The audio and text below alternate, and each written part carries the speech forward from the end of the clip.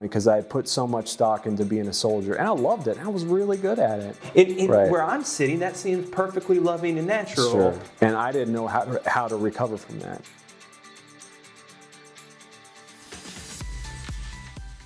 You know, it's almost become a cliche now for the combat veteran to go to the VA and become frustrated with the system. If you're on Facebook ever, you see entire Facebook groups devoted to the disgruntled veteran culture, a culture that's really identified in large by their anger and their resentment towards their fellow Americans, the very people that they actually went to defend. You see constant accusations of stupid civilians and dumb doctors. And tragically, you do see a system that in many cases has in the past, and maybe even the present, has let down the people that they were supposed to care for. In a nation where less than 0.5%, only 0.4% of eligible people who could serve in the military serve, the reality is that a very small minority are carrying the bulk of our nation's need for freedom, protection, and defense.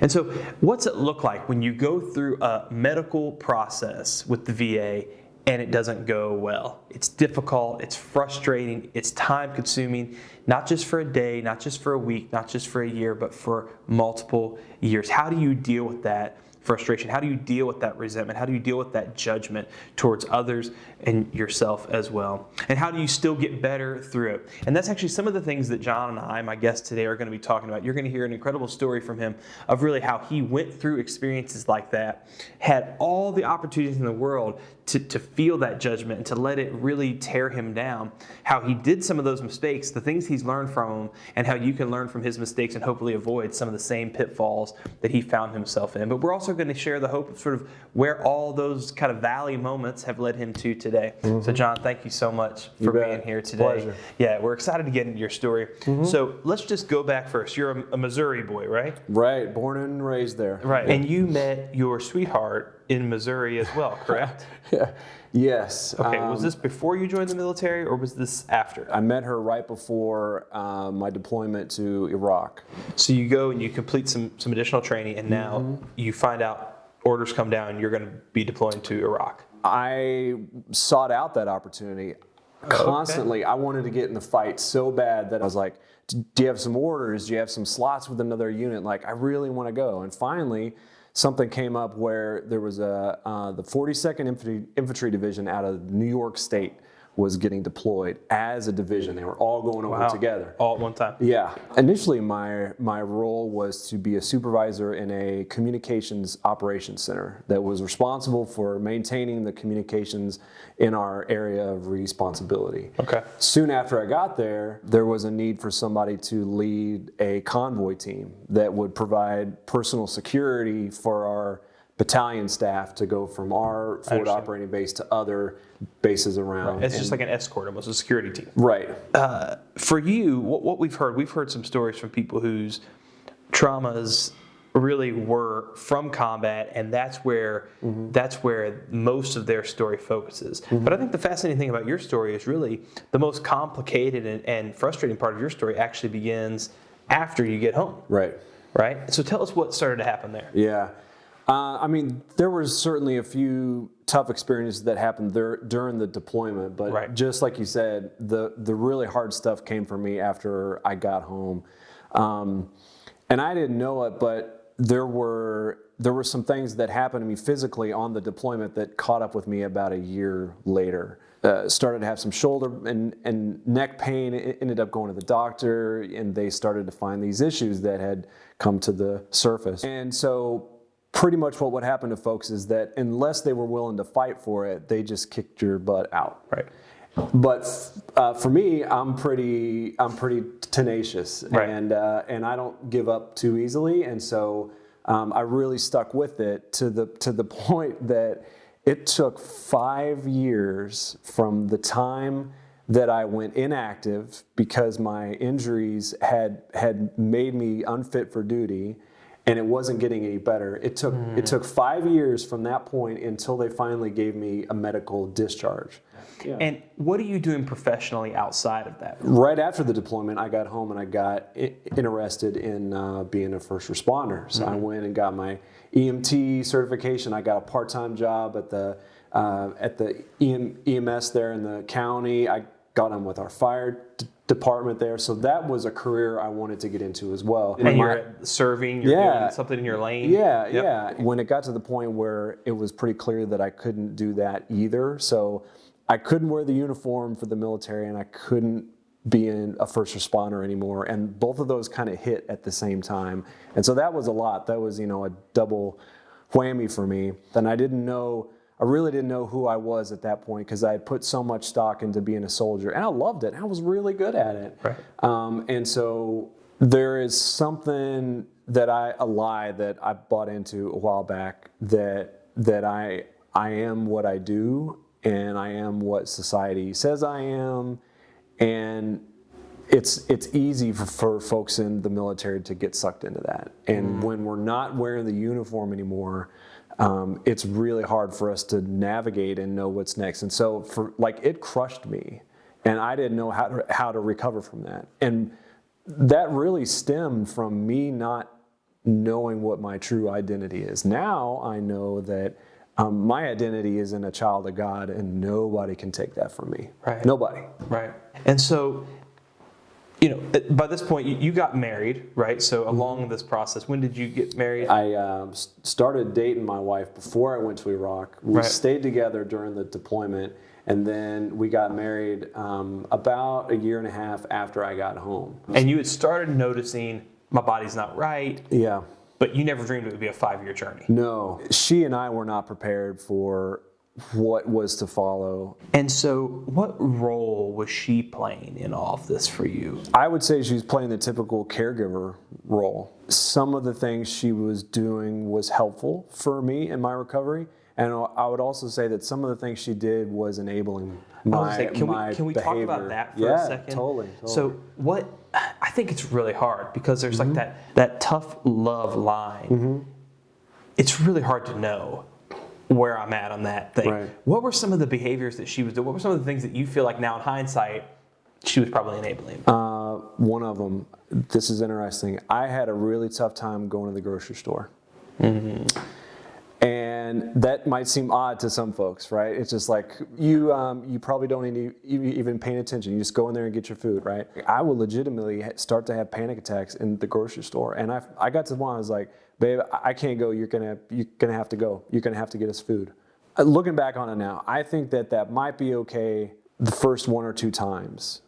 But what ended up happening was like she ended up just doing that over and over and over again for me, instead of me doing things to help heal that. What should she have done?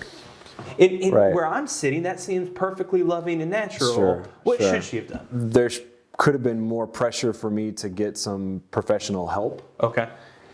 And for me to do things that were scary that might help me get through it.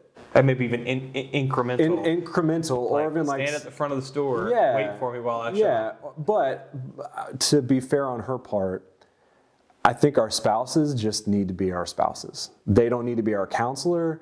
They don't need to be our accountability partner.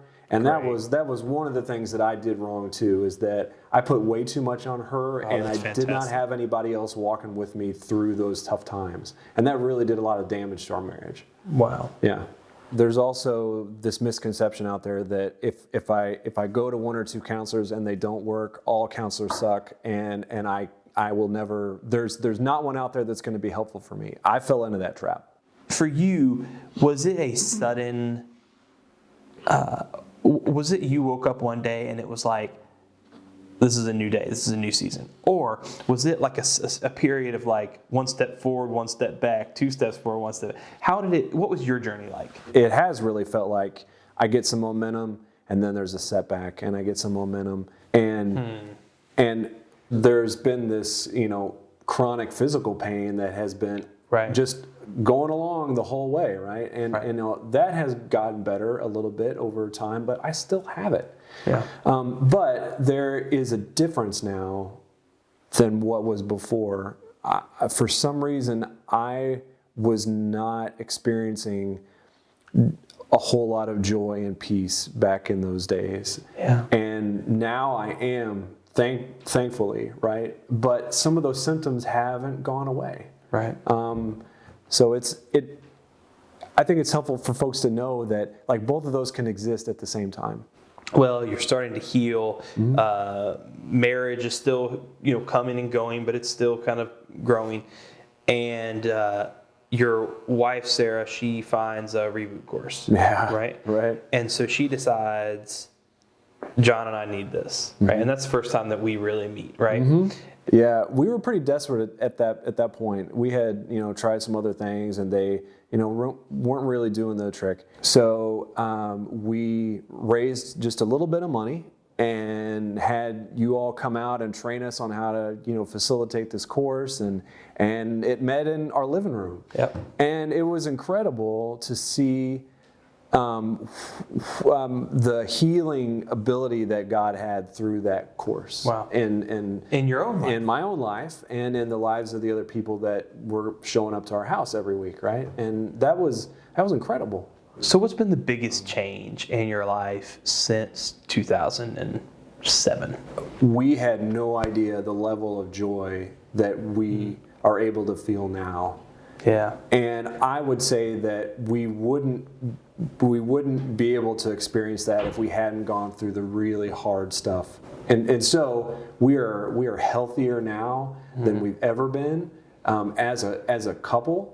Yeah. And we also have an amazing story that we are able to share with other people to encourage them to get the help that they need. Yeah. And to not isolate and to ask for help and be vulnerable, right? And so that's probably the biggest change. Most of the time we're pretty pain and risk averse, right? So if there was a way to avoid certain things, most of us would do so. But I think that once you've overcome something, I think that there's a sweetness found that's only found, as John just alluded to, in overcoming that.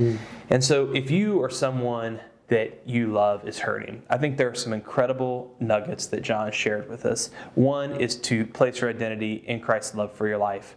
Another one is to avoid people in your life who are enabling the behaviors and ask them not to be your accountability partner, not to be your counselor if they're your spouse, but to just be your spouse. But I think the point that he talked about was, making that decision that it's okay to get help, it's time to get help, and having those people who are going to push you outside of your bubble just a little bit. And I want to encourage you at home, if you're watching and maybe that's you right now, it starts with just that first step. It starts with that first trip to the grocery store. Yeah. It starts with that first time saying, I'm going to go online and Google something and reach out and ask for help. But I think that first thing is so scary. But you see, like the first thing leads to the second, which leads to the fifth, which leads to more joy and more health, which is where he just said they're at today. And that's a promise that's available to you. You can do that, whether that's you or maybe you love someone, maybe your kids, maybe your brother, maybe your uncle, maybe your sister is going through those kind of things right now. One of the things we'd like to encourage you to do is to offer totally free, no cost to you. You can go to rebootalliance.com and you actually join one of our trauma healing courses. We've got locations all over the country. Chances are we might even have one in your own backyard. So go ahead and go to rebootalliance.com. And if you want to, you can join a course, or maybe you decide, like John, I want to start a course. Come join our movement. Come join people who have overcome painful experiences of their past, use their stories to now make a difference in someone else's life. John, thank you so much for being here. You bet. And as always, thank you.